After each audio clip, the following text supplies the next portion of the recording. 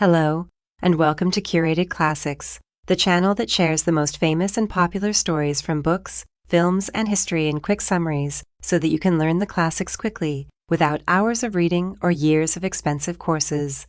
Today, you are listening to an Egyptian Oasis by H.J.L. Llewellyn. Beadnell is a travelogue that describes the author's journey through the Egyptian Western Desert in the early 20th century. The book consists of 15 chapters that cover a wide range of topics related to the oasis, including its physical geography, history, customs, and the flora and fauna of the region. In the book, Beadnell describes his journey to the oasis and his experiences while living there. He provides detailed descriptions of the palm groves, the bazaars, the big house, and the native quarter. He also gives insights into the customs and lifestyles of the local people, including their religious practices, social hierarchy, and the role of women in society. Beadnell provides a historical overview of the oasis, highlighting its significance as a cultural crossroads that has been influenced by various civilizations throughout the centuries. He also explores the unique flora and fauna of the region, including rare species of birds and animals that are found only in the Western Desert. Overall, an Egyptian Oasis is an engaging and informative travelogue that provides a fascinating glimpse into the history, culture, and natural beauty of one of Egypt's most remote and mysterious regions. For a more in-depth understanding of the book, we will now provide a chapter-by-chapter breakdown. Chapter 1. The Western Desert. In this chapter, Beadnell introduces the reader to the Western Desert of Egypt, a vast, arid landscape that covers much of the country's western region. He describes the desert's unique physical geography, including its sand dunes, rocky outcrops, and occasional oases.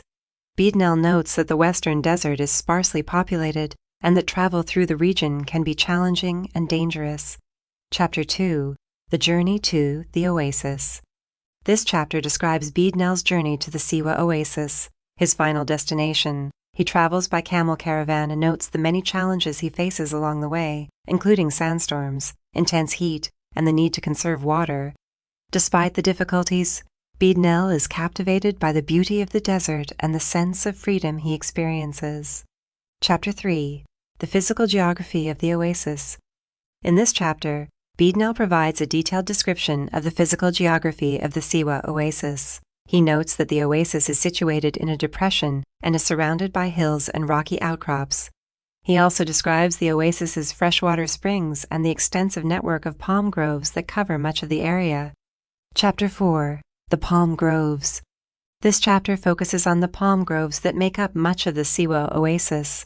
Beadnell describes the different varieties of palms that grow in the oasis and notes that they are a vital source of food and income for the local population.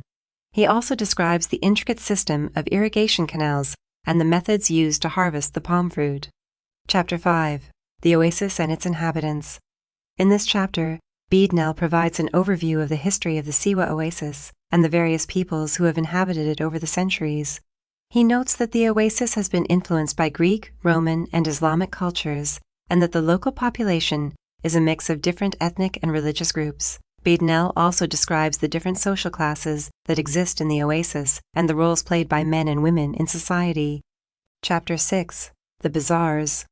This chapter focuses on the bazaars, or markets, that are found in the Siwa Oasis. Beadnell describes the various goods that are sold in the markets, including spices, textiles, and pottery. He also notes that the markets are an important social and cultural hub for the local population. Chapter 7. The Big House.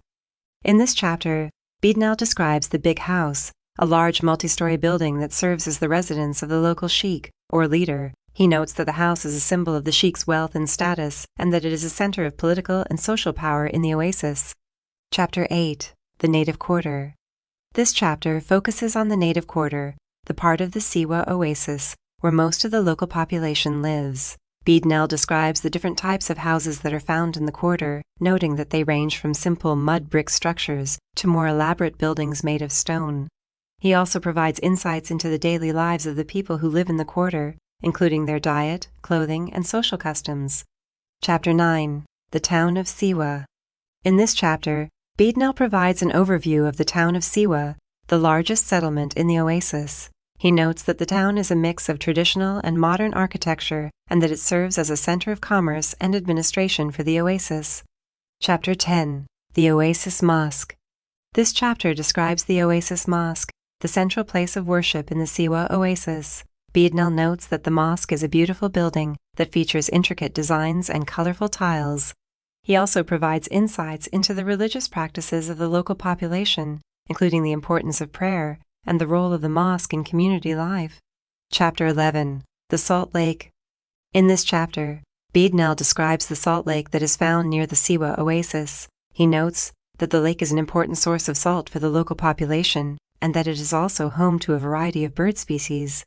Beadnell describes his own experience of visiting the lake and notes the unique beauty of the area. Chapter 12. The Customs of the Siwans. This chapter provides further insights into the customs and traditions of the local population in the Siwa Oasis. Beadnell notes that the Siwans have a distinct culture that is influenced by their isolation from the rest of Egypt. He describes their music, dance, and poetry and notes the importance of hospitality and community in Siwan society. Chapter 13. The Birds and Animals of the Oasis. This chapter focuses on the rich variety of bird and animal species that are found in the Siwa Oasis. Beadnell notes that the oasis is home to several rare and unique species, including the Siwa shrike and the sand fox. He also describes the various types of bird and animal hunting that are practiced in the oasis. Chapter 14. The Flora of the Oasis. In this chapter, Beadnell provides an overview of the plant life that is found in the Siwa Oasis. He notes that the palm groves are the dominant feature of the oasis and that they are home to a variety of fruit trees and herbs. Beadnell also describes the medicinal properties of some of the plants found in the oasis. Chapter 15. Conclusion.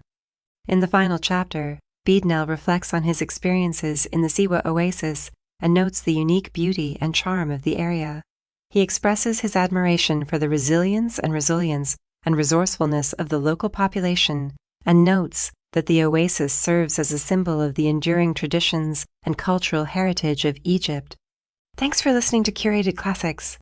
If you enjoyed this story and it provided valuable insights, we hope you will give this video a like by clicking the thumbs up, sharing it with other lifelong learners, and please check out more of the greatest stories throughout history on the Curated Classics channel. See you next time.